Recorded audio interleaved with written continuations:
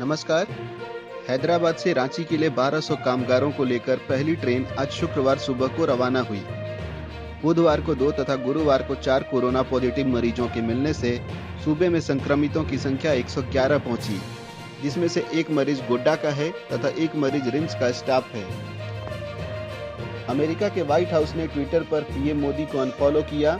अमेरिकी राष्ट्रपति Donald Trump के ऑफिस द्वारा पीएम मोदी को अनफॉलो करने से निराश राहुल गांधी ने विदेश मंत्रालय को मामले का संज्ञान लेने की सलाह दी। बॉलीवुड के सदाबहार अभिनेता सह निर्माता निर्देशक ऋषि कपूर का गुरुवार को 67 वर्ष की उम्र में निधन हो गया।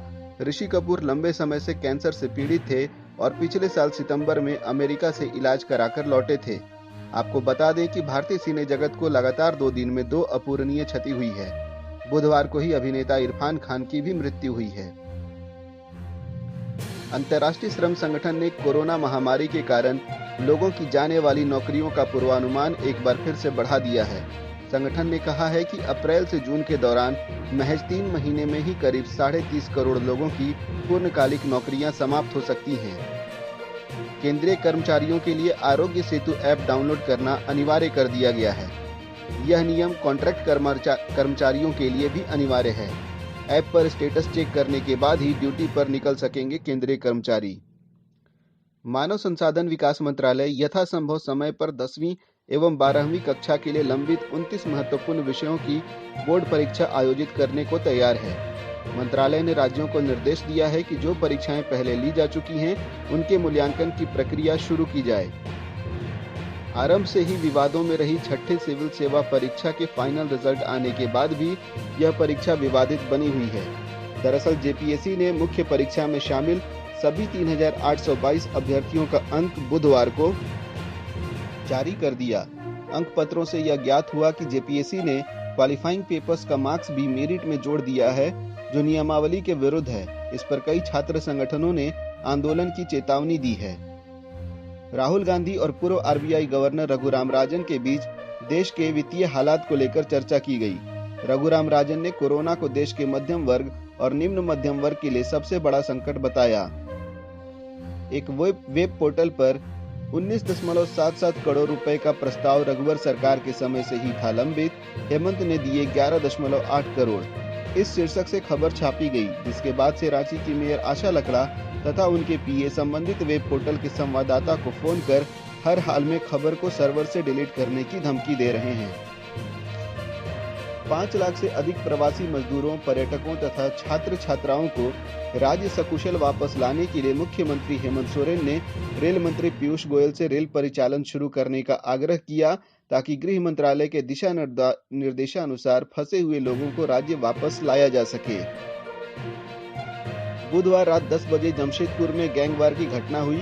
सुधीर दुबे और अखिलेश सिंह गिरोह के बीच अंधाधुंध फायरिंग में कन्हैया सिंह समेत 7 लोग घायल हो गए। लॉकडाउन में पूरा शहर सील होने के बावजूद गैंगवार की इस घटना ने पुलिस प्रशासन पर सवाल खड़ा कर दिया है।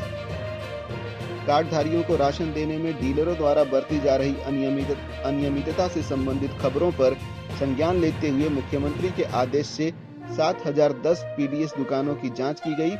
दोषी पाए गए करीब 500 दुकानदारों को सस्पेंड कर दिया गया तथा 25 का लाइसेंस रद्द कर दिया गया है। वहीं 42 के खिलाफ विभाग ने एफआईआर दर्ज कराई है। लॉकडाउन के दौरान घर में अकेले रहने वाले बुजुर्गों को आकस्मिक चिकित्सा व्यवस्था और दवा उपलब्ध कराने के लिए झारखंड पुलिस ने हेल्पलाइन नंबर 100 जारी किया है। विद्यार्थियों की सुविधा के लिए कोल्हान विश्वविद्यालय के परीक्षा विभाग ने मॉक टेस्ट के लिए मॉडल प्रश्न पत्र विश्वविद्यालय के वेबसाइट पर अपलोड किया है। कोरोना वायरस संक्रमण से निपटने हेतु किए जा रहे राहत कार्य एवं आगे की रणनीति पर विचार विमर्श के लिए कोल्हान एवं पलामू प्रमंडल के प्रतिनिधियों के साथ सीएम हेमंत सोरेन की वार्ता। मजदूरों को हर हाल में लाने की प्रतिबद्धता जताई गई। रांची स्थित गाड़ी खाना के भुइयां टोली को सील कर दिया गया है। कोरोना पॉजिटिव मरीज की कांटेक्ट हिस्ट्री के बाद यह कार्रवाई की गई। अब लोगों की आवाजाही पर पूरी तरह से ban. Corona positive ambulance driver का घर समेत 1 दर्जन से अधिक घरों को चिन्हित करके किया गया सील। गृह मंत्रालय ने निर्देश जारी करके सभी एप्लीकेशंस में लोकेशन सर्विस को डिसेबल करने के लिए कहा है। नेशनल टेस्टिंग एजेंसी ने 5 प्रमुख परीक्षाओं की तिथि एक बार फिर से बढ़ा दी है। अब उम्मीदवार 15 मई तक आवेदन कर सकेंगे। एनटीए ने जिन परीक्षाओं की तिथि को आगे बढ़ाया है उसमें national council for hotel management (जेईई), IGNOU admission test for PhD and MBA, Indian council for agriculture research, JNU entrance examination और all India AYUSH PG entrance test है, जिसमें all India AYUSH PG entrance test को छोड़कर बाकी 4 परीक्षाओं के लिए एप्लीकेशन 15 मई तक किए जा सकते हैं। वहीं आयुष पीजी एंट्रेंस टेस्ट के लिए 6 मई से 5 जून तक आवेदन किए जा सकेंगे।